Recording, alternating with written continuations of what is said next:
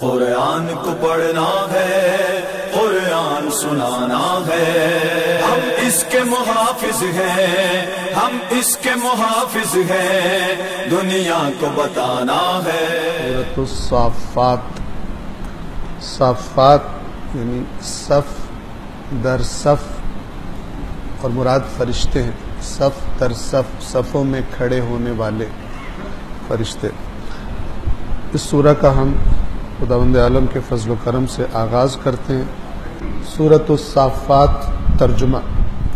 رحمان و رحیم اللہ کے نام سے، قسم ہے صف باندھ کر کھڑے ہونے والوں کی، اور پھر جھڑک کر روک دینے والوں کی، اور پھر ذکر کی تلاوت کرنے والوں کی۔ ان تینوں آیات سے مراد فرشتے ہیں، وہ فرشتے کے جو اللہ کے حکم کی بجا آوری کے لیے، جو بھی اللہ حکم دے اس کی بجا آوری کے لیے بالکل جیسے ایک فوج صفوں میں تیار رہتی ہے، چاق و چوبند اس طرح سے تیار رہتی ہے۔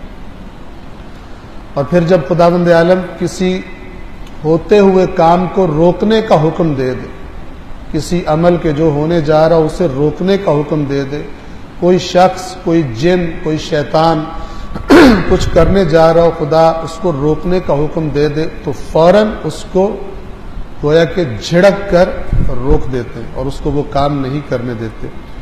اور وہ فرشتے کے جو ہر وقت ذکر کی تلاوت کرتے رہتے ہیں۔ یہ آیات اور ان سے اگلی کچھ آیات جو ہیں اس نظام کی طرف، اس مضبوط اور محفوظ حفاظت شدہ نظام کی طرف اشارہ ہے جس کے تحت اللہ کے حکم سے فرشتے وحی لے کر اللہ کے انبیاء پر نازل ہوتے ہیں، اور درمیان میں سے شیاطین اگر کوئی خبر چرانا چاہیں یا خرابی کرنا چاہیں تو ان کو روک دیا جاتا ہے اور وہ ایسا کرنے سے قاصر ہے۔ اور وحی الہی اللہ کے حکم سے جیسی ہے بالکل اسی طرح آسمانوں سے زمین پر اللہ کے نمائندوں کی طرف منتقل ہوتی ہے، اور وہ پھر امانت داری کے ساتھ انسانوں تک اس پیغام کو پہنچاتے ہیں۔ قسم ہے صف باندھنے والوں کی، پھر بطور کامل روک دینے والوں کی، پھر ذکر کی تلاوت کرنے والوں کی۔ یقیناً تمہارا معبود ایک ہی ہے، کوئی اور معبود نہیں۔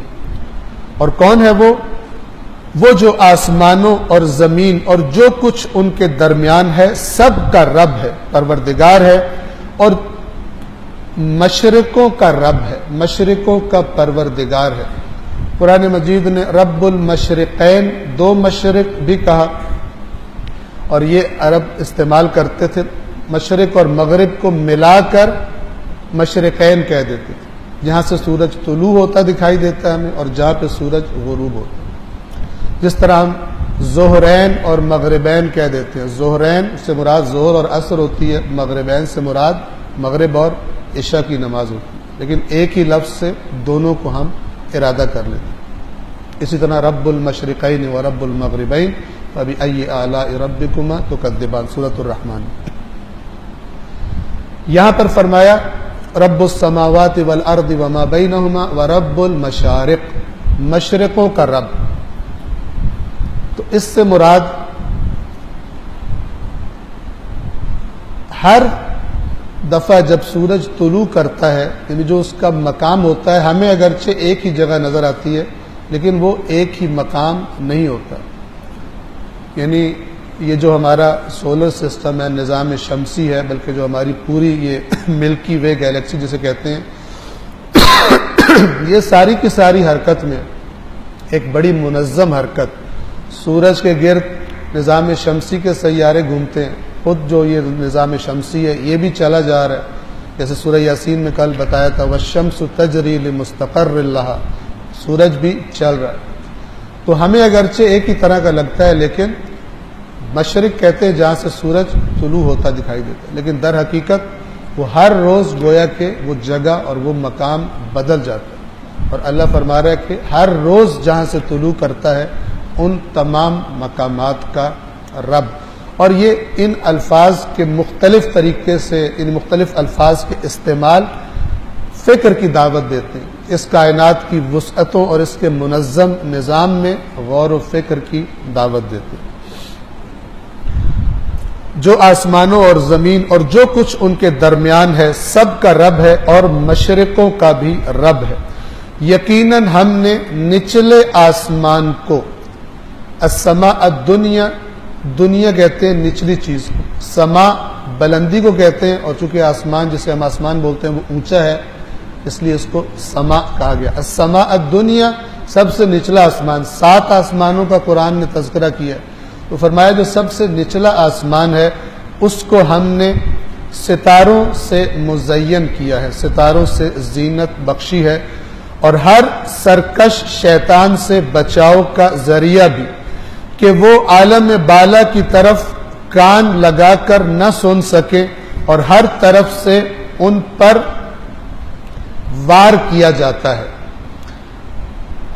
شیاطین، اب اس عالم کو چونکہ ہم دیکھ نہیں سکتے، شیاطین کو دیکھ نہیں سکتے، جتنا قرآن کی آیات میں اور صحیح روایات میں بیان ہوا ہے اس کے مطابق ہم ایک تصور کر سکتے ہیں۔ شیاطین کی بلندیوں میں جانے کی طاقت گویا خدا نے ان کو دی ہوئی ہے، تو وہ کیا کرتے تھے کہ آسمانوں کی خبریں بعض اوقات چرا لیا کرتے تھے۔ اللہ تبارک و تعالی نے رسول اللہ کی بعثت پر ان کی یہ طاقت بھی ختم کر دی۔ سورۃ الجن میں اس کا تذکرہ ہے، وَأَنَّا كُنَّا نَقْعُدُ مَقَاعِدَ لِلسَّمْعِ فَمَن يَسْتَمِعِ الْآنَ يَجِدْ لَهُ شِهَابًا رَّصَدًا۔ ہم اس سے پہلے آسمان میں کان لگا کر سنا کرتے تھے، اب جو کرے گا اس کو مار پڑے گی۔ اور اس کے بعد فرمایا وَأَنَّا لَا نَدْرِي أَشَرٌ أُرِيدَ بِمَنْ فِي الْأَرْضِ أَمْ أَرَادَ بِهِمْ رَبُّهُمْ رَشَدًا۔ وہ لوگ جو جنات پرست ہیں اور جنوں کے ذریعے علم غیب حاصل کرنے کے چکر میں ہوتے ہیں، اور بعض قرآن سے بے خبر لوگ ان کی باتوں کو مان بھی لیتے ہیں، تو یہ صراحت کے ساتھ سورۃ الجن میں جنات کی زبان سے اللہ تبارک و تعالی نے خبر دی ہے کہ جنات نے کہا کہ ہمیں نہیں پتا، ہمیں کچھ علم نہیں ہے کہ زمین والوں کے لیے کوئی کسی شر کا یا کسی خیر کا اللہ نے ارادہ کیا، ہمیں کچھ نہیں پتا ان کے رب کا ارادہ کیا ہے، لیکن کچھ جھوٹے ایسے دعوے کرتے ہیں اور کچھ ضعیف الایمان اور ضعیف الاعتقاد وہم پرست لوگ ان کی باتوں پر یقین کر کے پتہ نہیں کن کن چکروں میں آ جاتے ہیں کہ وہ عالم بالا کی طرف کان نہ لگا سکیں اور ہر طرف سے ان پر وار کیا جاتا ہے دھتکارے جانے کے لیے، یعنی ان کو پیچھے واپس دھکیل دیا جاتا ہے اور ان کے لیے دائمی عذاب ہے۔ مگر یہ کہ ان میں سے اگر کسی بات کو کوئی اچک لے تو ایک تیز شعلہ اس کا پیچھا کرتا ہے۔ اس سے مراد آیا یہ جو شعلے ہمیں نظر آتے ہیں جن کو ہم نے نام رکھ دیا ہے شہاب ثاقب، وہ مراد ہے، یا خداوند عالم کا آسمانی خبروں اور آسمان سے نازل ہوتے ہوئے احکام کو شیاطین سے محفوظ رکھنے کا، یعنی شیاطین کو ان کی خبر نہ ہو سکے، اس کی حفاظت کا کوئی اور نظام ہے جو ہمیں دکھائی نہیں دیتا۔ خداوند عالم بہتر اس کی حقیقت سے آگاہ ہے۔ اب اس کے بعد رسول اللہ کو حکم دیا جا رہا ہے، جب بھی کچھ آیات نازل ہوتی تھی رسول اللہ کو گویا گمان ہو جاتا تھا کہ اتنی زبردست یہ آیات اتری ہیں کہ اب تو جب میں ان کو بتاؤں گا تو مان لیں گے، قبول کر لیں گے۔ جب وہ قبول نہیں کرتے تھے تو اس وقت پھر رسول اللہ پریشان بھی ہوتے تھے اور ان کے رویے پر تعجب بھی ہو جاتا تھا۔ اب اس کفار کے ری ایکشن رد عمل کو مد نظر رکھتے ہوئے یہ آیات، تو اے رسول ان سے پوچھئے کیا ان کا پیدا کرنا خلق کرنا مشکل ہے یا وہ جسے ہم نے خلق کیا؟ کیا مراد کہ اس عظیم کائنات میں بے شمار مخلوقات پیدا کی ہیں اللہ نے، تم ایک ہو، اگرچہ انسان کے بارے میں فرمایا لقد خلقنا الانسان فی احسن تقویم، سب سے بہترین خلقت انسان کی ہے، لیکن جب اس کائنات کی وسعتوں کو دیکھا جائے تو اللہ گویا فرما رہا ہے ذرا ان سے کہو کمپیریزن تو کرے، تمہیں بنانا مشکل ہے یا اس پوری کائنات کو بنانا مشکل کام ہے؟ تو جس نے اس کائنات کو بنایا ہے اسی نے تمہیں بھی بنایا ہے، اور وہ تمہیں دوبارہ بھی مار کر زندہ کر سکتا ہے۔ اور پھر تمہیں تو ہم نے، خود ہی قرآن نے جواب دیا، یقیناً ہم نے انہیں چپکنے والی مٹی سے پیدا کیا، جسے گارا کہتے ہیں، من طین لازب، تین مٹی لازب چپکنے والی۔ انسانی جسم، مادی جسم کی طرف اشارہ ہے۔ بلکہ آپ تعجب کرتے ہیں اور یہ لوگ مذاق اڑا رہے ہیں، یعنی آپ ان کے انکار پر تعجب کرتے ہیں، اتنی باتوں کے بعد بھی یہ انکار کر رہے ہیں، اور یہ لوگ بجائے ماننے کے مذاق بنا رہے ہیں، آپ کی باتوں کو کا تمسخر بناتے ہیں، اور جب انہیں نصیحت کی جاتی ہے تو نصیحت نہیں مانتے، اور جب کوئی نشانی دیکھتے ہیں تو اس کا مذاق اڑانے لگتے ہیں اور کہتے ہیں کہ یہ تو ایک کھلا جادو ہے۔ یہ مختلف پروپیگنڈوں میں سے ایک پروپیگنڈا یہ تھا، میں نے عرض کیا تھا جادو کیوں کہتے تھے قرآن کو؟ کیونکہ اثر کرتا تھا، تاثیر تھی اس کی، اور وہ پھر عوام کو کسی اور ڈائریکشن میں ان کے دماغوں کو لگانے کے لیے کہتے تھے یہ جادوگر ہے اس لیے تم پہ اثر ہوتا ہے۔ یہ اللہ کا نبی نہیں ہے، نہ یہ قرآن اللہ کا کلام ہے، یہ جادو ہے، اور جادو کی وجہ سے تم اس کے زیر اثر آ جاتے ہیں۔ لہذا آپ نے سنا ہے کہ لوگ جو آتے تھے باہر سے، مکہ میں بہت سارے لوگ آیا کرتے تھے، خاص طور پہ حج کے موقع پر آیا کرتے تھے، تو یہ بندے کھڑے کر دیتے تھے اور کہتے تھے اپنے کانوں میں روئی دے کے جانا، ہمارے شہر میں ایک بڑا خطرناک جادوگر آیا، اس کا کلام جس کے کانوں پہ پڑ جائے اس کا بیڑا غرق ہو جاتا ہے، اس کی تاثیر سے بچتا نہیں، لہذا تم اس جادوگر سے بچ کے رہے۔ تو پھر وہ تو اسی طرح ایک شخص آیا اور اس کو بھی ایسا کوئی شخص ملا، ایجنٹ جو کھڑا ہوا تھا، تو اس نے اس کو بڑا ڈرایا اور اس نے اس کو پھر روئی دی، اس نے اپنے کانوں میں روئی یا جو بھی چیز کانوں میں ڈال لی، لیکن جب مکہ خانہ کعبہ کا طواف وغیرہ کر رہا تھا تو دیکھ لیا اس نے رسول اللہ کو، اس کے دل میں اشتیاق پیدا ہوا کہ، اور ظاہراً ان کے شہر میں بھی خبر پہنچی تھی کہ مکہ میں کسی نے نبوت کا دعویٰ کر دیا، تو اس اشتیاق میں وہ رسول اللہ کے پاس آ گیا، اور پاس آیا تو بالآخر اپنے کانوں سے اس نے روئی نکالی اور کہتا ہے کہ تم کیا کہتے ہو، اپنی بات جو مجھے بتاؤ۔ تو اللہ کے نبی نے قرآن مجید کی آیات پڑھی، اور اس نے جب قرآن کی آیات سنی تو اس کے دل پہ اثر ہوا اور اس نے ایمان قبول کر لیا، اس نے کلمہ پڑھ لیا، اور جو پھر اس نے انداز اپنایا رسول اللہ کے ہاتھ چومے ہوں گے یا بالآخر جو بھی اس نے کیا ہوگا، تو وہ جو کھڑے ہوئے تھے پروپیگنڈا مشین دی، تو انہوں نے کہا کہ محمد نے ایک اور کا بیڑا غرق کر دیا، اس کا بھی کام ہمارے ہاتھ سے نکل گیا۔ صلوات پڑھیے محمد والے۔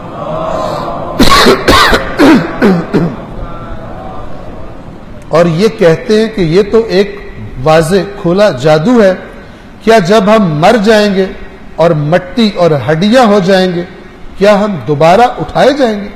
یہ سوال نہیں تھا، یعنی نہیں ہوگا، ایسا سوال ہی پیدا نہیں ہوتا۔ کیا ہمارے اگلے باپ دادا بھی اٹھائے جائیں گے؟ اے رسول کہہ دیجئے ہاں، اور تم ذلیل کر کے اٹھائے جاؤ گے۔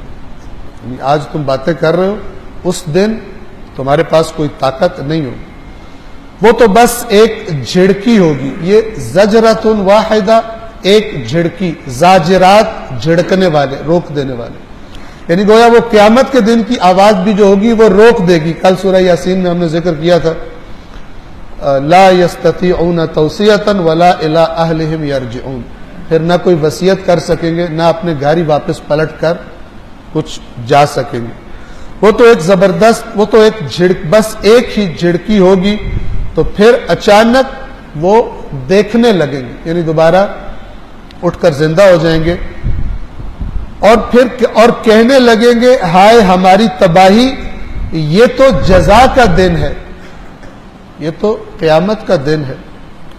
پھر خدا کی طرف سے کہا جائے گا یہ وہ فیصلے کا دن ہے جس کو تم جھٹلایا کرتے تھے. محشور کرو، گھیر لاؤ ان لوگوں کو جو ظلم کرتے تھے اور ان کے ازواج کو. ازواج سے مراد جوڑے، اور یا مراد وہ تمام افراد کہ جن کے دنیا میں گروپ تھے اور وہ گروپس کی شکل میں خرابیاں کیا کرتے تھے. اس میں گروپ سے مراد دوست بھی ہو سکتے ہیں، گروپ سے مراد پارٹی بھی ہو سکتی ہے، گروپ سے مراد بیوی بچے بھی ہو سکتے ہیں. وہ تمام کے جو خدا کے نافرمان تھے اکٹھا گروہ در گروہ ان کو لایا جائے گا. اور آگے آ جائے گا ان کے لیڈروں کو بھی لایا جائے گا، جن لیڈروں کو فالو کرتے تھے، جن کی باتیں سنا کرتے تھے، جن کو فالو کیا کرتے تھے، ان کو بھی لایا جائے گا. ان کو بھی اور ان کے ازواج کو، اور انہیں بھی جن کی یہ پوجا کیا کرتے تھے اللہ کو چھوڑ کر. پھر انہیں جہنم کے راستے کی طرف ہانک کر لے جاؤ اور انہیں روک لو، یقیناً ان سے سوال کیا جائے گا. اب اس سوال کے بارے میں روایات میں اہم چیزوں کے نام لیے گئے.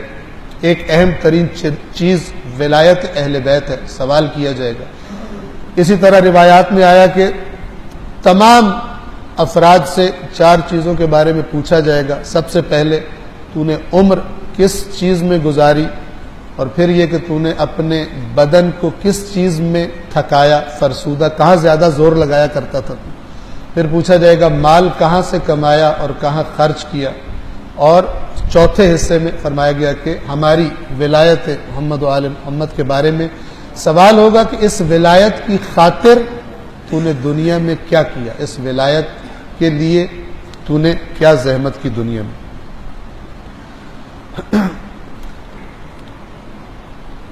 اور ایک سوال جس کا خود قرآن مجید آگے کہہ رہا ہے، آپ توجہ فرمائیں گے، ما لکم لا تناصرون، تمہیں کیا ہے آج تم ایک دوسرے کی ہیلپ ہی نہیں کر رہے، سپورٹ نہیں کر رہے، مدد نہیں کر رہے. یہ اشارہ ہے کہ دنیا میں ایک پھنستا تھا باقی سارے پہنچ جاتے تھے. کئی فونوں کی بیل بج جاتی تھی، کئی رشوتیں چل جاتی تھی، کئی وکیل ہو جاتے تھے، کئی ججوں کو پریشر ڈال دیا جاتا تھا، کئی سیاستدانوں کے ذریعے پریشر ہو جاتے تھے. تو ان سے کہا جائے گا آج تمہاری وہ روٹین نظر نہیں آ رہی، آج تم ایک دوسرے کی ہیلپ نہیں کر رہے. ما لکم لا تناصرون، تمہیں کیا ہو گیا آج کیوں نہیں مدد کرتے؟ دنیا میں تو بہت ایک دوسرے کی کرپشنز میں، خرابیوں میں سپورٹ کرتے تھے. بل ہم الیوم مستسلمون، خود قرآن کہتا ہے بلکہ آج وہ تو گردنیں جھکائے، مستسلمون سرینڈر کر دینا، تسلیم ہو جانا.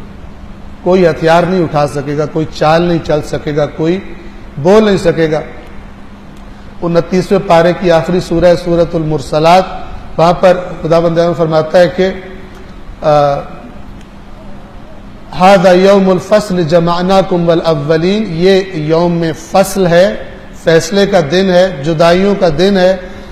تو آج ہم نے تمہیں بھی اور پچھلوں کو بھی اکٹھا کر دیا ہے. فَإِن كَانَ لَكُمْ كَيْدٌ، دنیا میں بڑی تم چالیں چلتے تھے، بڑے مکر تھے تمہارے پاس، تم بڑے بڑے کام جو لوگ سمجھتے تھے ہو ہی نہیں سکتے کر لیا کرتے تھے تم. فَإِن كَانَ لَكُمْ كَيْدٌ، آج اگر کوئی چال ہے چلنے کے لیے، فَكِيدُونَ، تو چلو آج چال چل کر دکھاؤ. آج تم کوئی چال نہیں چل سکو. تو یہ یعنی تصویر بنا کر خدا بند عالم دکھانا چاہتا ہے کہ قرآن مجید منظر دکھاتا ہے قیامت کے دن اللہ کے نافرمان وہ اس منظر یعنی اس میں شامل ہوں گے اور دیکھیں گے، اور دوسرے بھی اس منظر کو قیامت کے دن دیکھ رہے ہوں گے. اب جب یہ سرنڈر ہو جائیں گے اور ایک دوسرے کی مدد بھی نہیں کر پائیں گے، اس کے بعد ایک اور عبرت ناک سٹیپ جس کی طرف قرآن اشارہ فرماتا ہے. صلوات پڑھیں.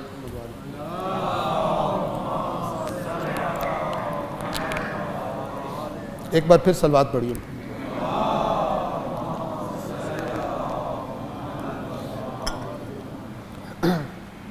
قرآن کریم کو شارٹ کرنا بڑا مشکل کام ہے.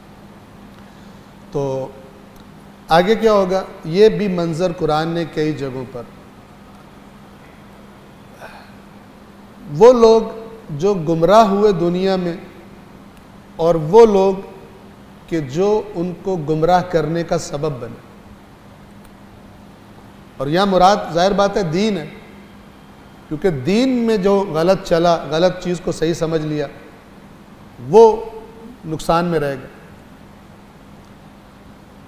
تو ان کا آپس میں جو ڈائلاگ ہے، مکالمہ ہے، وہ قرآن مجید نے کئی جگہوں پر بتایا ہے. یہاں پر بھی سورۃ الصافات کی آیت نمبر 27، اور وہ ایک دوسرے کی طرف رخ کر کے ایک دوسرے سے سوال کریں گے، باتیں کریں گے، کہیں گے تم تو ہمارے پاس مخلص بن کے آتے تھے. عن الیمین، دائیں طرف سے. اب دائیں طرف دو معنی کیے گئے. دایاں ہاتھ طاقت کے لیے بھی استعمال ہوتا ہے اور دایاں ہاتھ بائیں کے مقابلے میں اچھائی کے لیے استعمال ہوتا ہے. تم رائٹ سائڈ سے یعنی بڑے اچھے بن کے آتے تھے، بڑے مخلص بن کے، میں تمہارا مخلص ہوں، میں تمہیں جو بات کر رہا ہوں بڑی ذمہ داری سے کر رہا ہوں، میری بات پہ اس طرح تم آتے تھے، اور تم نے ہمارا بیڑا غرق کر دیا.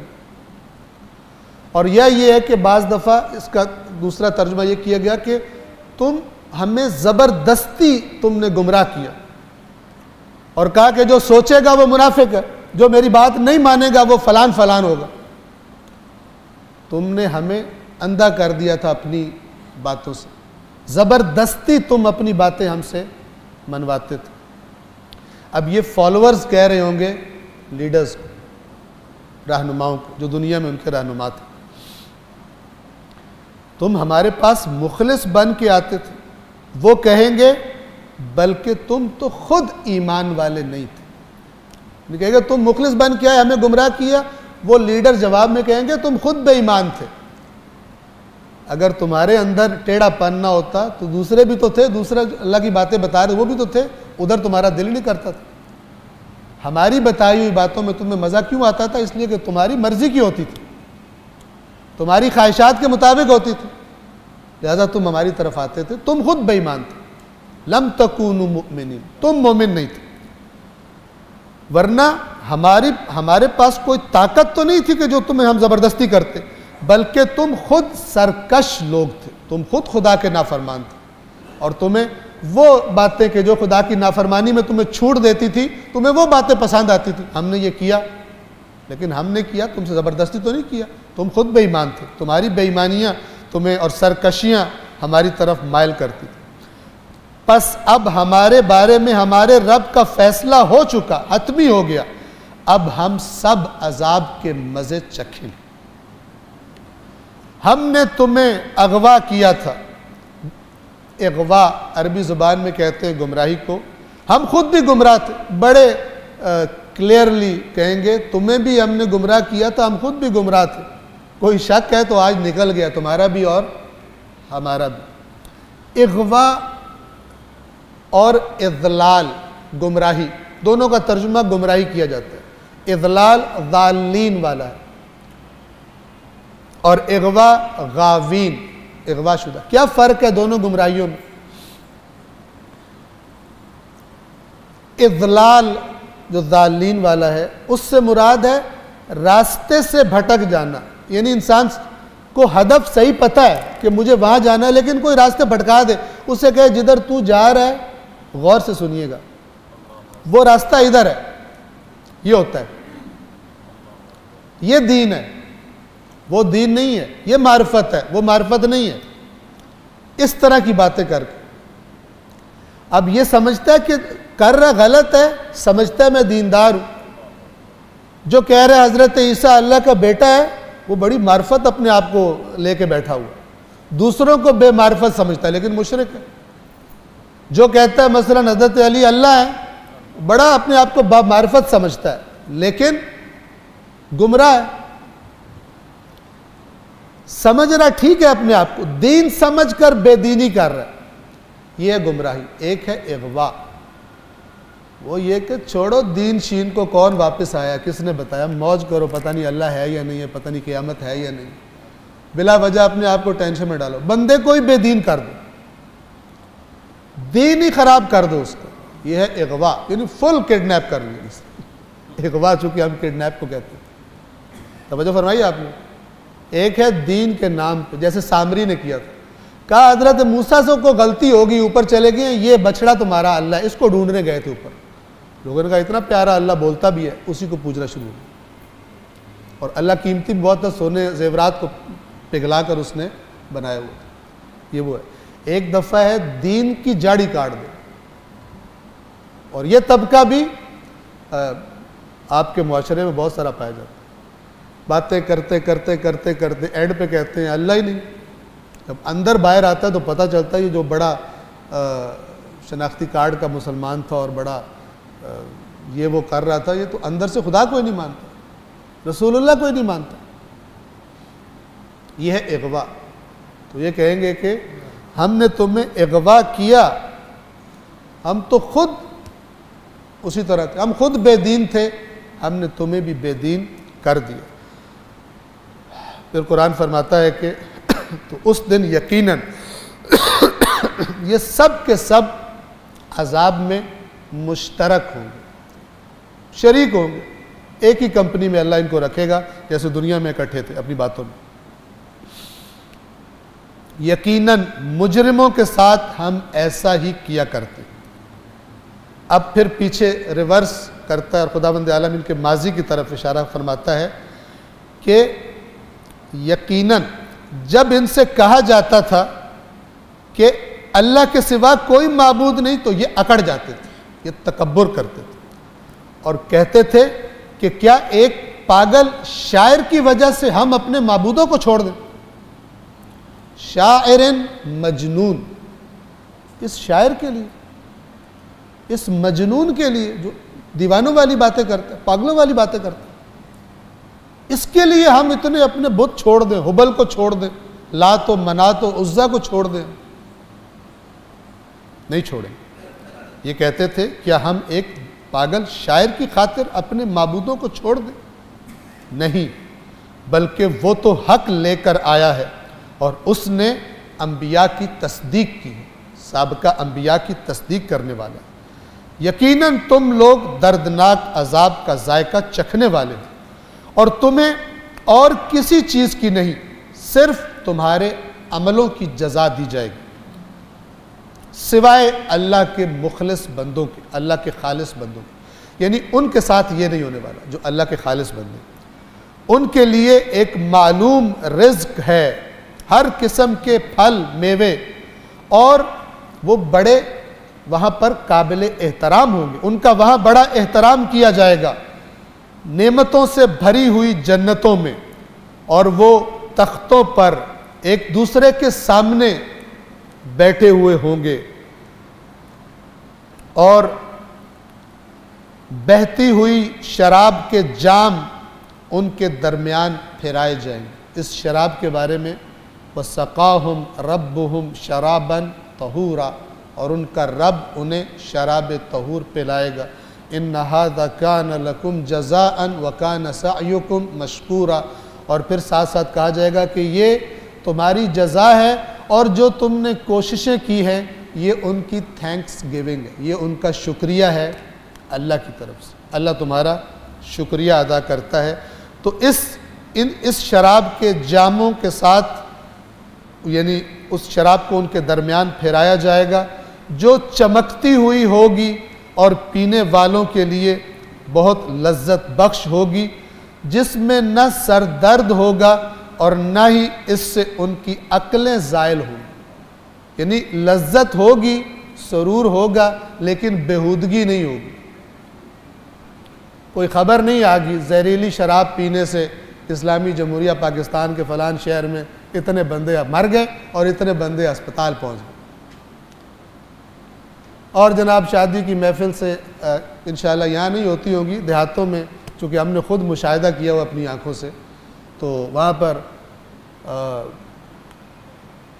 پی کے نکلتے ہیں تو کوئی الٹی کر رہا ہوتا ہے، کسی نالی میں پڑا ہوتا ہے، ایک دفعہ ایک کو خود ہم نے نالی سے باہر نکالا تھا، تو کوئی کسی حالت میں ہوتا ہے، کوئی ایک دوسرے کو تھپڑ مار رہے ہوتے ہیں، کوئی ایک دوسرے کو گالیاں نکال رہے ہوتے ہیں. اس قسم کی تاثیرات اس شراب میں نہیں ہوں.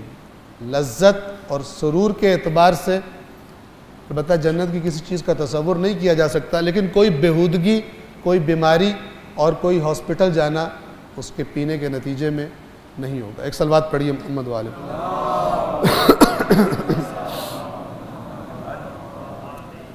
اس میں نہ کوئی سر درد ہوگا اور نہ ہی اس سے عقل زائل ہوگی، اور ان کے پاس نگاہ نیچی رکھنے والی بڑی آنکھوں والی حوریں ہوں گی، گویا کہ وہ چھپے ہوئے انڈے ہیں. اب یہ کأنہم بیض مکنون، جب بالکل تازہ تازہ انڈا مثلا دیتی ہے مرغی یا کوئی پرندہ، تو اگر آپ اس کا رنگ دیکھیں اس وقت تو ایک خاص قسم کی فریشنس ہوتی ہے اس میں، اور وہ فریشنس جیسے جیسے ہوا لگتی جاتی ہے اور بالآخر موسم کے اثرات ہوتے جاتے ہیں، وہ رنگ اگرچہ سفید رہتا ہے لیکن وہ فریشنس ختم ہو جاتی ہے. تو بہرحال اتنا ہی بیان کیا جا سکتا ہے کہ گویا وہ اس طرح ہوں گی کہ اس سے پہلے کسی نے، جیسے سورہ رحمان میں فرمایا لم یطمثہن انس قبلہم ولا جان، نہ کسی جن نے نہ کسی انسان نے ان کو چھوا ہوگا. اور ایک اس میں جو خوبی جنت کی ازواج کی بیان کی گئی وہ یہ کہ نگاہیں نیچی رکھنے والی، اور ایک مومنہ عورت اس کی بھی یہ صفت ہوتی ہے کہ سوائے مثلا اپنے شوہر کے دوسروں کی طرف، نامحرموں کی طرف نگاہ بھر کر وہ نہیں دیکھتی. اسے کہتے ہیں قاصرات الطرف، یعنی ان کی نگاہیں اٹھتی نہیں. اور ایک خود جو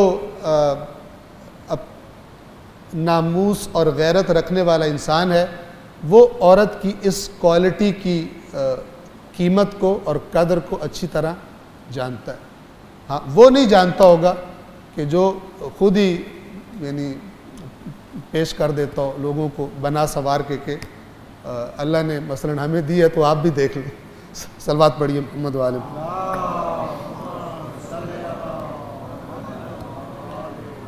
عورت کا بن سور کے نمائش کرنا، اللہ نے فرمایا وَلَا تَبَرَّجْنَ تَبَرُّجَ الْجَاهِلِيَّةِ الْأُولَى سورۃ الاحزاب میں. جاہلیت قبل از اسلام کے زمانے کی طرح میک اپ تھوپ کر باہر مردوں کے سامنے مت نکلو، بناؤ سنگھار کر کے جہالت کے زمانے کی طرح مت نکلو. آج ہوتا ہے اور میں کہنے پر مجبور ہوں. پھر وہ آمنے سامنے بیٹھ کر آپس میں باتیں کریں گے، ایک دوسرے سے سوال کریں گے، یعنی ان نعمتوں میں، ان لذتوں میں. اور یہ وہ باتیں بتائی ہیں کہ جو اس زمانے کے عربوں کے لیے قابل تصور تھی، ورنہ اللہ فرماتا ہے لَهُمْ مَا يَشَاءُونَ فِيهَا، جو کچھ وہ چاہیں گے وہاں پر ان کے لیے موجود ہوگا. وَلَدَيْنَا مَزِيد، اور جو ان کے تصور میں بھی نہیں آئے گا ہم کہیں گے ہمارے پاس اس کے علاوہ بھی تمہارے لیے موجود ہے. اب وہاں پر جہنمیوں نے آپس میں ڈائلاگ کیا تھا، ایک دوسرے کو لعنت کی تھی، ایک دوسرے کو برا بھلا کہا تھا. یہاں پر جنتی ایک دوسرے سے سوال کریں گے. ان میں سے ایک کہنے والا کہے گا کہ میرا ایک ہم نشین تھا، ایک بندہ تھا جو ہم محفل تھا، میرے ساتھ ہی مثلا جب ہم کوئی محفل لگتی تھی وہ بھی ہوتا تھا، میں بھی ہوتا تھا. قرین کہتے ہیں ساتھ رہنے والے، اکثر اکٹھے ہو جاتے تھے ہم. وہ کہاں ہے؟ سورۃ الصافات آیت نمبر 51 سے ترجمہ. یعنی جب وہ آپ نے سامنے بیٹھ کر باتیں کریں گے، ایک دوسرے سے سوال کریں گے. ان میں سے ایک کہنے والا کہے گا میرا ایک ہم محفل ہوا کرتا تھا، ہم نشین ہوا کرتا تھا، جو مجھ سے کہتا تھا کہ کیا تو واقعی قیامت کی تصدیق کرتا ہے؟ واقعی قیامت آئے گی کیا؟ جب ہم مر جائیں گے اور مٹی اور ہڈیاں بن جائیں گے اس کے بعد ہماری پکڑ ہوگی، ہمیں جزا دی جائے گی. تو یہ کہے گا کیا تم اس کے بارے میں جانتے ہو؟ پوچھے گا تمہیں کچھ پتہ ہے؟ پھر وہ جھانکے گا اللہ تعالیٰ اس کو اطلاع دلوا دے گا، وہ جھانکے گا تو اسے جہنم کے وسط میں دیکھے گا، اس اپنے ہم محفل کو، ہم نشین کو جہنم کے وسط میں دیکھے گا اور دیکھ کر کہے گا خدا کی قسم قریب تھا کہ تم مجھے بھی ہلاک کر دیتا۔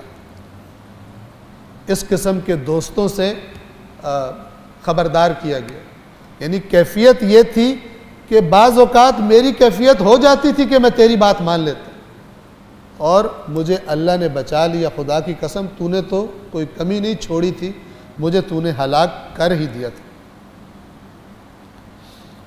اور اگر میرے رب کی نعمت نہ ہوتی تو میں بھی عذاب میں حاضر کیے جانے والوں میں سے ہو جاتا۔ کیا اب ہمیں نہیں مرنا؟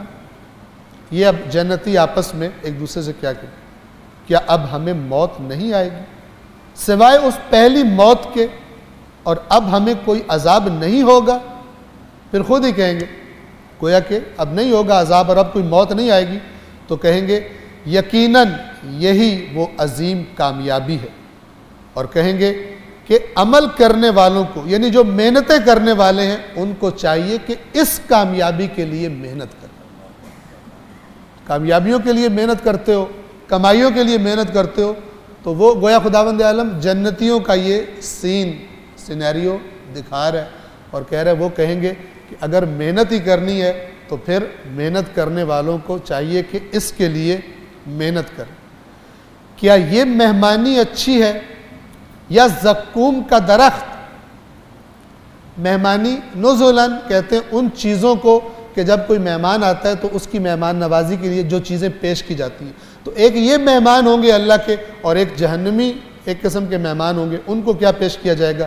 کیا یہ مہمانی اچھی ہے یا زقوم کا درخت ہم نے اسے ظالموں کے لیے ایک فتنہ بنا دیا، یعنی فتنہ کے جو انسان کو مصیبت میں ڈال دے۔ زقوم ایک درخت تھا کہ عرب جس کو جانتے تھے صحرا میں پیدا ہوتا تھا، اس کے پتے بڑے بڑے تھے، پتوں کے اوپر کانٹے ہوتے تھے اور اس کا ذائقہ بہت ہی بدمزہ اور بہت ہی بدبودار ہوتا تھا، اور اس کے اندر سے ایک وہ لیکوڈ ٹائپ کا مائع نکلتا تھا کہ اگر وہ انسان کے جسم کو ٹچ کرے تو وہاں پر الرجی ہو جاتی تھی، داغ بن جاتے تھے۔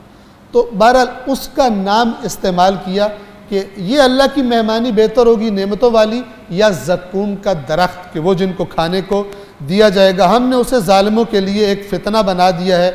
یہ ایک ایسا درخت ہے کہ جو جہنم کی تہ میں نکلتا ہے اور اس کے خوشے شیطانوں کے سروں جیسے ہیں، اور یہ اشارہ ہے کہ شیطانوں کی باتیں تم نے مانی، اس کا نتیجہ یہ پھل ہے کہ جو تمہیں اب کھانے کو تمہارے اعمال کے بدلے میں مل رہا ہے، تو پھر یقیناً وہ اس میں سے کھائیں گے اور اسی سے اپنے پیٹوں کو بھریں گے، پھر اس کے بعد ان کو کھولتا ہوا پانی اس میں ملا کر دیا جائے گا، جب وہ کہیں گے پیاس لگی ہے تو پھر اسی کے ساتھ ان کو کھولتا ہوا پانی دیا جائے گا، اور پھر یہ ان کی پہلے یعنی گویا کہ پہلی مہمان نوازی ہوگی، پھر اس کے بعد ان کا ٹھکانہ تو بہرحال جہنم ہوگا ہی۔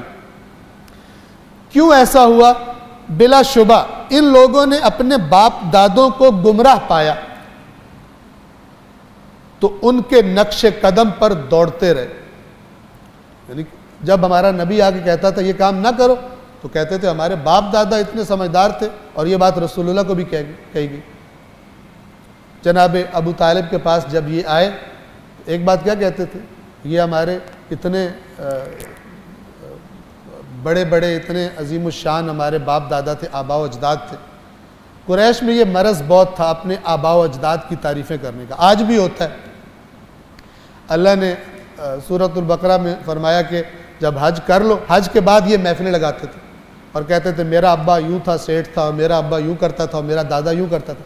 اللہ نے فرمایا کہ اب جیسے اپنے باپ دادوں کا ذکر کرتے تھے اب اللہ کا ذکر کرو، بلکہ باپ دادوں سے بڑھ کر، کیونکہ تمہارے باپ دادوں کی تو حیثیت ہی کوئی نہیں اللہ کے سامنے، اللہ کا ذکر اس سے بھی بڑھ کر کرو جس ذوق اور شوق سے اپنے باپ دادوں کا ذکر کیا کرتے تھے، کیونکہ اگر باپ دادے بڑے ہوں گے تمہارے لیے تو پھر اللہ کا نبی بھی تمہیں چھوٹا لگے گا، اللہ کی بات تم نہیں سنو گے۔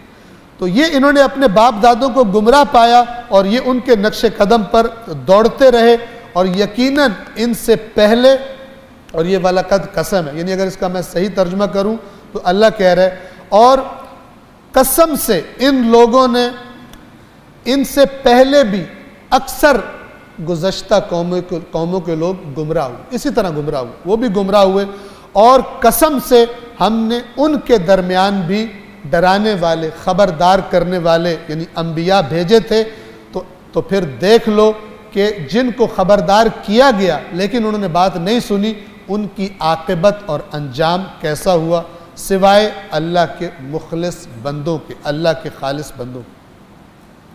اور اب اللہ کے خالص ترین بندے یعنی ان کے انبیاء، اور گویا کہ پھر جو ایک نبی اور اس کے بعد انبیاء، چند نبیوں کا ایک کے بعد ایک کا تذکرہ ہے، اور انبیاء کو اللہ نے ایک دوسرے کے شیعہ کہا ہے، یعنی جو بعد میں آنے والا نبی ہے وہ اپنے سے پہلے والے نبی کا کیا ہے؟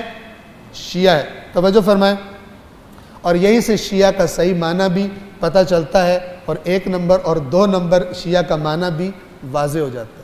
قرآن مجید نے لفظ شیعہ کو کس معنی میں استعمال کیا ہے، باقی کوئی اور معنی کرتا ہے وہ فراڈ ہے۔ توجہ فرما رہے ہیں، اب آپ لفظ شیعہ کے معنی پر بھی غور کریں گے۔ پہلا تذکرہ حضرت نوح کا ہے، بہت ہی یہ خوبصورت اللہ تعالیٰ کا کلام ہے، اور یقیناً نوح نے ہمیں پکارا تو دیکھا ہم کتنے بہترین پکار کا جواب دینے والے۔ کب پکارا؟ یہ اس پکار کا تذکرہ ہے کہ جو 950 سال اپنی قوم کو گزارشات اور تبلیغات کرنے کے بعد حضرت نوح نے فرمایا رب انی مغلوب فانتصر، پروردگارہ میرا بس نہیں چلتا، یہ لوگ مجھ سے بہت تگڑے، تو مدد کر۔ اور پھر اللہ نے کیا اثر کیا ان کا معلوم، لیکن 950 سال دعا کی، یعنی اگر انسان کو بعض اوقات پکارتا ہے دیر بھی ہو جاتی ہے تو اتنا، جب حضرت نوح نے پکارا بھی تھا تو استجابت ہوگی، لیکن پھر بھی کہا گیا کشتی بنا، اور آپ کو اندازہ ہونا چاہیے اس زمانے کے ٹولز سے اتنی بڑی کشتی بنانا، اور وہ بھی 24 گھنٹے مذاق کا نشانہ بنتے تھے، اور وہ جو قوم کے بڑے بڑے مالدار اور سردار تھے وہ آتے تھے اور کہتے تھے یہ دیکھو اس عمر میں اس کی عقل نکل گئی، پہلے بھی عقل نہیں تھی، الٹی سیدھی باتیں کرتا تھا، تو اب تو بالکل ہی لوگ کشتیاں بناتے ہیں دریاؤں میں، پانیوں میں، یہ خشکی پہ کشتی بنا رہا ہے۔ اور ایک جملہ جو کہیں پڑھا تھا یا کسی سے سنا تھا، وہ کہنے والوں نے کہا کہ نوح تجھے کشتی بنانے کی ضرورت ہی نہیں، تیرے دماغ میں اتنی ہوا ہے کہ اگر پانی آ بھی گیا تو اس ہوا کی وجہ سے تو اوپر رہے گا، ڈوبے گا نہیں، یعنی تیرے دماغ میں عقل نہیں ہے، ہوا بھری ہے۔ یہ اللہ کے نبیوں کے ساتھ، اور جس نے بھی حق کہنا ہے قرآن نے گواہی دیا کہ حتماً اس کے ساتھ بھی یہ کام ہونا ہے، اس کے ساتھ بدتمیزی بھی ہونی ہے، اس کے ساتھ اس کو برا بلا اور گالیاں اور سب کچھ بھی اس کو کہا جاتا ہے۔ یہ حق کی تاثیر ہے، ورنہ قرآن نہ کہتا ہم نے کوئی نبی نہیں بھیجا مگر اس کے ساتھ مذاق اڑایا گیا، تمسخر اڑایا گیا، اس کو برا بلا کہا گیا۔ صلوات پڑھیے محمد والے۔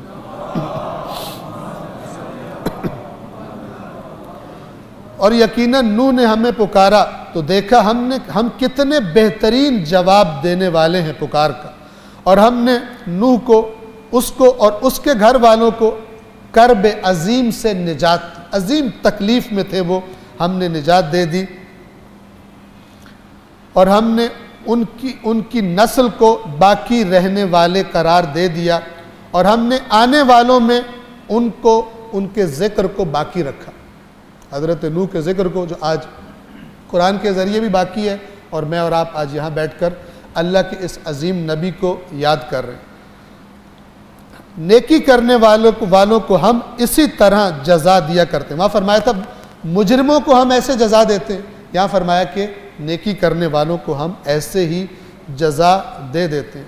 آپ توجہ کریں کہ جنہوں نے اللہ کے نیک بندوں کو اپنے زمانے میں برا بھلا کہہ رہے تھے، آپ کربلا دیکھ لیں، وہ رسیوں سے بندھے ہوئے قافلے کے لوگ دربار میں آئے ہوئے ہیں اور وہ طاقت کے نشے میں مست اور شراب کے نشے میں مست توہین کر رہا ہے.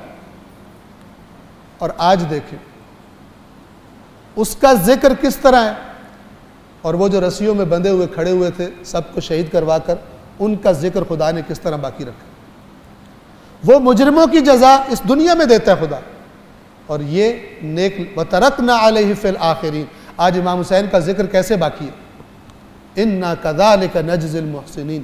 ہم ایسے محسنین کو جزا دیتے ہیں, اگرچہ اپنے زمانے میں ان سے زیادہ تکلیف کسی نے نہیں اٹھائی. رسول اللہ نے کتنی تکلیفیں اٹھائی ہیں, امیر المومنین نے کتنی تکلیفیں اٹھائی ہیں, نہج البلاغہ پڑھیں آپ. امام حسن مجتبیٰ نے کتنی تکلیفیں اٹھائی ہیں, امام حسین نے تو پھر آپ کے سامنے. لیکن اللہ نے جزا کیا رکھی, ادھر جوانان جنت کے سردار اور یہاں ذکر جمیل وَتَرَكْنَا عَلَيْهِ فِي الْآخِرِينَ. اور ہم نے ان کے ذکر کو آنے والوں کے لیے باقی رکھ دیا. پھر اس کے بعد باقیوں کو ہم نے, بے شک وہ ہمارے مومن بندوں میں سے تھے, اور پھر ہم نے دوسروں کو غرق کر دیا. اور یقیناً ابراہیم ان کے شیعوں میں سے تھے. ابراہیم نوح کے شیعوں میں سے تھے. اب بعض لوگ اس آیت کو بلا وجہ توڑتے موڑتے ہیں کہ حضرت ابراہیم حضرت علی کے شیعوں میں سے تھے. مثلا خود قرآن مجید کا سیاق و سباق آپ دیکھیں, جب ایسی باتیں کرتے ہیں دوسرے لوگوں کو آپ خود موقع دے دیتے ہیں کہ یہ دیکھو شیعہ کیا کرتے ہیں. یہاں دیکھنے کی بات یہ ہے کہ شیعہ کس کو کہہ رہا ہے اللہ, اور قرآن کا استعمال بہترین معنی بتاتا ہے. یعنی جس راستے پر نوح چلے اسی راستے پر ابراہیم چلے. وَإِنَّ مِن شِيعَتِهِ لَإِبْرَاهِيمَ. یقیناً نوح کے شیعوں میں سے ابراہیم تھے جب وہ اپنے رب کی بارگاہ میں قلب سلیم لے کر آئے. اور امام جعفر صادق علیہ السلام سے اس آیت مبارکہ کے بارے میں سوال کیا گیا, قلب سلیم سے. سلیم یعنی جس میں کوئی بیماری کوئی مرض خرابی نہ ہو. تو امام نے جواب میں فرمایا ایسا دل کہ جس میں اللہ کے علاوہ اور کوئی نہ ہو وہ قلب سلیم ہوتا ہے. مراد یہ ہے کہ اللہ کے مقابلے کی چیزیں, ورنہ خدا نے فرمایا کہ رسول اللہ کی اطاعت کرنی ہے, محبت کرنی ہے. رسول اللہ نے فرمایا کہ مثلا میرے اہل بیت سے محبت کرنی ہے, وہ مراد نہیں ہے. مقابلے کی چیزیں مراد ہیں. یہ ساری محبتیں, رسول اللہ کی محبت, مولا کائنات کی محبت, اہل بیت کی محبت کس لیے ہے؟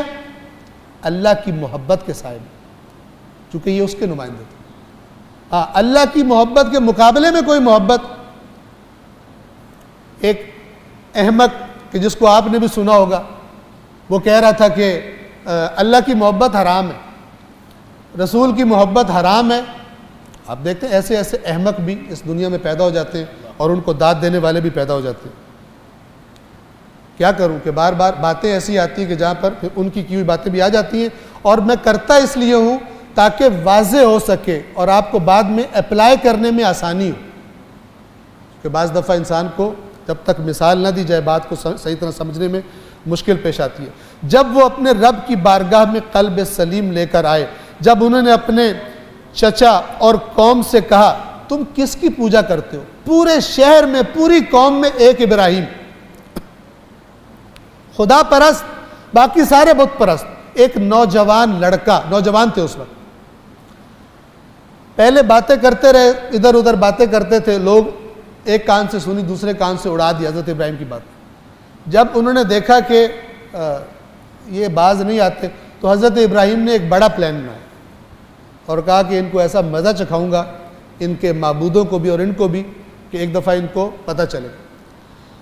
تو وہاں پر ان کا ایک بڑا میلہ لگا کرتا تھا حضرت ابراہیم کی قوم کا, ایک سالانہ میلہ ہوا کرتا تھا.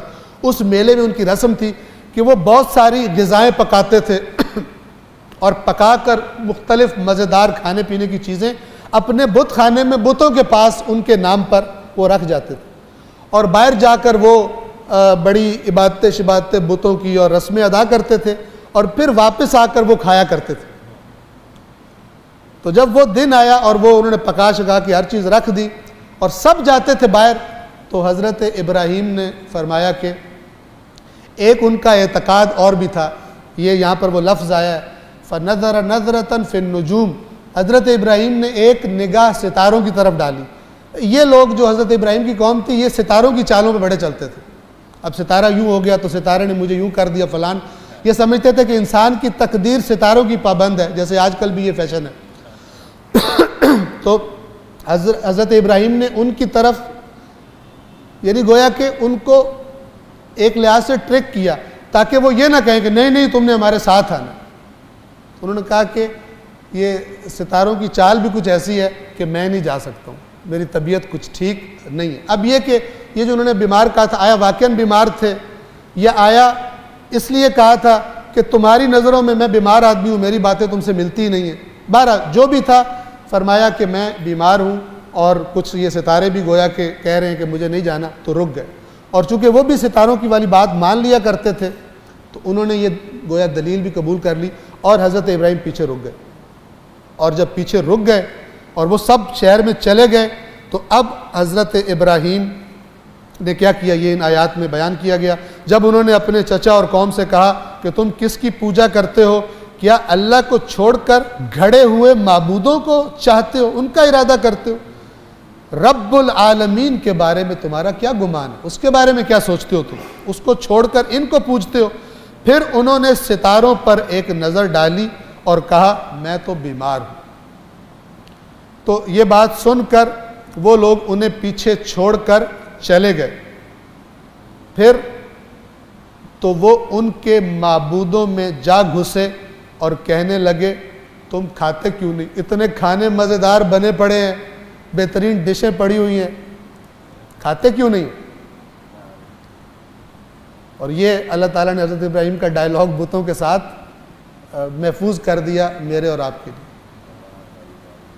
تو یہ جو ہے لفظ جو قرآن نے استعمال کیا فراغا، راغا کہتے ہیں بڑے چپکے سے گھس گئے کہ مبادا کوئی بندہ مثلا کھڑا ہو اور دیکھ نہ لے. بڑے طریقے سے آئے اور ایک وہ کلہاڑا بڑا سا انہوں نے اپنے ہاتھ میں پکڑا ہوا تھا، اندر داخل ہوئے. ظاہر دیکھا ہوگا بت جو ہیں وہ کھڑے ہوئے ہیں اور ساتھ طرح طرح کے کھانے اور رنگ برنگی ڈشز پڑی ہوئی ہیں.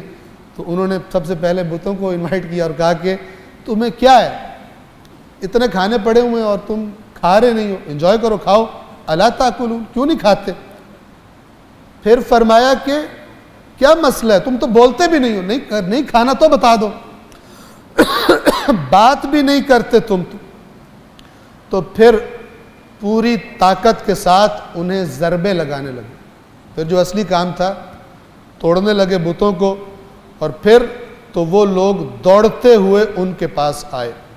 کچھ باتیں قرآن نے دوسری جگہ بیان کی ہیں اور وہ کیا ہے کہ جب وہ واپس آئے تو فوراً ہی پٹیاں چل گئی اور بریکنگ نیوز جناب نشر ہونا شروع ہو گئی اور فارورڈ ہونے شروع ہو گئے میسج کہ تباہی ہو گئی. ہمارا جو ساری ہم باہر باتیں کر کے آئے ہیں تو ان بتوں کے ساتھ تو کسی نے بڑی زیادتی کر دی ہے، وہ سارے ٹوٹے پھوٹے پڑے ہیں. اور حضرت ابراہیم نے کیا کیا تھا کہ وہ کلہاڑا جو تھا وہ اس بڑے والے بت کے کندھے پہ لگا دیا تھا تاکہ کرینہ بنے کہ یہ اس نے بڑے کو چھوٹوں کی لڑائی ہو گئی ہے تو بڑے نے چھوٹوں کو مثلا مار دیا. تو اب حضرت ابراہیم کو کوئی بہت جانی پہچانی اس وقت تک شخصیت نہیں تھی. قرآن خود بتاتا، قرآن کی باتیں آیات اس طرف اشارہ کرتی ہیں.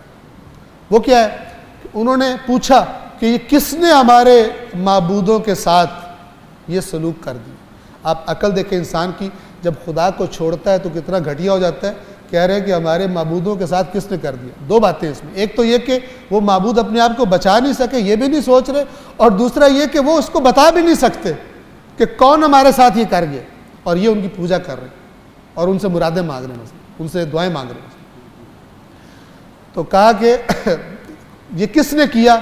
تو جب یہ انویسٹیگیشن شروع ہوئی اور وہ بن گئی، انویسٹیگیشن ٹیمیں بن گئی، تو بعض لوگوں نے بتایا کہ ایک لڑکا ہے شہر میں، وہ کبھی کبھی ان کے بارے میں الٹی سیدھی باتیں کرتا ہے اور بڑی توہین آمیز باتیں کرتا ہے اور ان کی عزت وہ نہیں کرتا. تو جناب فوراً ریڈ کیا گیا اور حضرت ابراہیم کو پکڑ کے گرفتار کر کے لایا گیا. اور جب اناؤنسمنٹ ہوئی کہ ابراہیم گرفتار ہو گئے تو یہ جو قرآن نے لفظ یوز کیا اس کا معنی بڑا زبردست ہے، خوبصورت ہے. فَأَقْبَلُوا إِلَيْهِ يَزِفُّونَ، دوڑتے، یہ دوڑتے ہوئے اس کا صحیح ترجمہ نہیں ہے. آپ نے کبھی اگر دیکھا ہو کہ اگر کسی ٹوکرے میں یا پنجرے میں بھوکے مرغیوں کو بھوکا رکھا جائے اور اس کے بعد دانہ سامنے رکھ کے اور اس ٹوکرے کا دروازہ کھولا جائے تو وہ جس طرح نکلتے ہیں جھپٹتے ہیں مرغیاں، وہ آدھی کبھی اڑ رہی ہوتی ہیں چونکہ پر بھی ہوتے ہیں اور کبھی دوڑتی ہیں، آدھا اڑنا اور آدھا دوڑنا، یہ لفظ قرآن مجید نے استعمال کیا ہے۔ اس طرح حضرت ابراہیم یعنی اس گناہگار کی زیارت کرنے کے لیے پورا شہر ٹوٹ پڑا۔ کون ہے کہ جس نے ہمارے بتوں کے ساتھ یہ سلوک کیا؟ بعض اوقات حق والے کے خلاف پورا مجمع ایسے اکٹھے ہوتا ہے، ٹوٹ پڑتا ہے کہ اس کو سزا دو، اس کو مارو۔ جب آگ تیار کرنے کا کہا گیا تو بعض عورتوں نے اپنے زیور بیچ کر دیے کہ اس بیچ کر لکڑیاں ہماری بھی شامل کر دو، ہم اس نیک کام، اس مجرم کو سزا دینے میں ہم بھی شامل ہو جائیں۔ اتنا اعتقاد پکا تھا اپنے بتوں پر کہ حضرت ابراہیم کو جلوانے کے لیے آگ میں اپنے زیورات بعض لوگ بعض عورتوں نے بیچ دیے۔ تو وہ لوگ دوڑتے ہوئے ان کے پاس آئے۔ ابراہیم نے کہا، اس وقت بھی بجائے کوئی خوف زدہ ہونے کے، پتہ تھا کیا ہونے والا، میرے ساتھ پورا شہر آ گیا۔ ابراہیم کہنے لگے، تم انہیں پوجتے ہو جنہیں خود تراشتے ہو، خود تم پتھر تراش کے انہیں تم پوجتے ہو، حالانکہ تمہیں بھی اور جو کچھ تم بناتے ہو ان کو بھی اللہ نے پیدا کیا، اللہ نے پیدا کیا، تم تو کچھ نہیں کرتے۔ کہنے لگے، اس کے لیے ایک عمارت تیار کرو اور پھر اسے آگ کے ڈھیر میں پھینک دو۔ ایک بڑی دیوار بنائی گئی تھی، یعنی کوئی چھوٹی موٹی آگ نہیں تھی، ایک بہت بڑی چار دیواری گویا بنائی گئی جس کو بھر دیا گیا لکڑیوں سے، پھر وہ آگ جلائے گی۔ بڑا اہتمام کیا گیا کہ ہم کیسا بدلہ لیں گے ہمارے معبودوں کی توہین کرنے والے سے۔ انہوں نے کہا کہ ایک عمارت تیار کرو پھر اسے آگ کے ڈھیر میں پھینک دو۔ پس انہوں نے اس کے خلاف ایک چال چلنے کا ارادہ کیا، لیکن ہم نے انہیں پست ترین ان کی چال کو یعنی ہم نے بڑے برے طریقے سے ناکام بنا دیا۔ اور جب پھینکا گیا حضرت ابراہیم کو تو تھوڑی دیر کے بعد بالکل آرام سے چلتے ہوئے اس آگ کے الاؤ میں سے حضرت ابراہیم باہر آ گئے، اور ابراہیم نے کہا، میں اپنے رب کی طرف جاتا ہوں، وہ مجھے راستہ دکھائے گا۔ اے میرے پروردگار، مجھے صالحین میں سے اولاد عطا کر۔ چنانچہ ہم نے انہیں ایک بردبار بیٹے کی بشارت دی، خوشخبری دی۔ بردبار یہ حلیم کا کیا معنی ہے؟ حلم اللہ کی بھی صفت ہے حلیم۔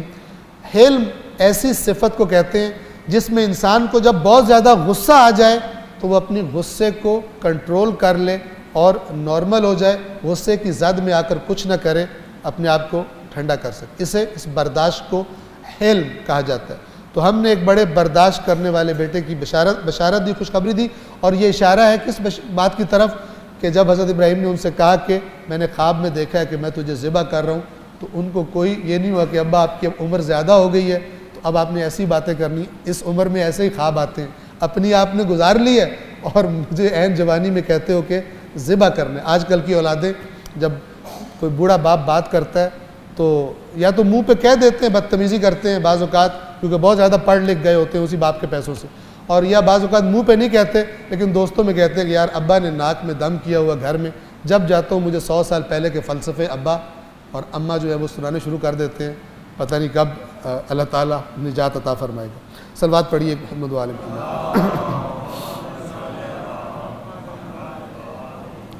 چنانچہ ہم نے ایک بردبار بیٹے کی ان کو خوشخبری سنائی، پھر جب وہ ان کے ساتھ کام کاج کی عمر کو پہنچا، یعنی بالکل اس عمر کو پہنچ گئے، یعنی بالکل نوجوانی لڑک پن میں گویا کہ پہنچ گئے، جب ایک بچہ کام کاج کرنے کے اس کے قابل ہو جاتا ہے، تو کہا، اے بیٹا، میں نے خواب میں دیکھا ہے کہ میں تجھے ذبح کر رہا ہوں، بس تو دیکھ تیری رائے کیا ہے۔